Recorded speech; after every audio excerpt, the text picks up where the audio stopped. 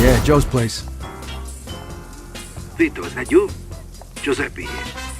I've been looking for you. So basically the way we've done these scripted events is throughout our game is we know where the player is at any time, so we fill up the sort of the critical path and the main place, as well as there's some exploratory sort of events. Also there's this event that we can actually interact with, where there's this prostitute, this girl that we actually know from before, and we could have just driven by and let her have to deal with that situation on our own, but what we did is we stepped in and sort of beat up this guy who's Hasna. As well as that, we saw the mugging as well. That was another one of these sort of interactive events.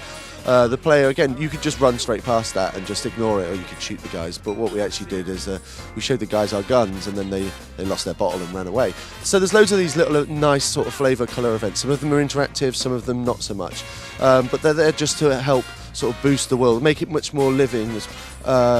We have obviously pedestrian systems that do lots of things, like people look in shop windows and they use benches and they smoke and they do things like that, but on top of that we had these scripted events, so all the way through the game as we progress it feels unique. You know, some of the scripted events are sort of set in the 40s against the snowy backdrop, so they're sort of like kids throwing snowballs and doing things like that, so they're really nice, and we have different events at night during the day, so you really sort of get that feeling of uniqueness the whole way through the game.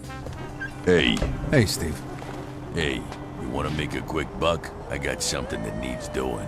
Maybe. So side missions are sort of, they're an extension of the fiction. The way we look at side missions is that kind of, if you played the game and played all the side missions, you'd have watched the extended version of our game.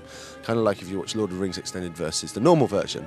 It adds extra depth to the characters that you're already meeting. There's some key storylines that are presented to the players as optional side missions to, you get to see the motivation of these different characters, and it's a really nice thing. It fills in some of the gaps that maybe you don't get.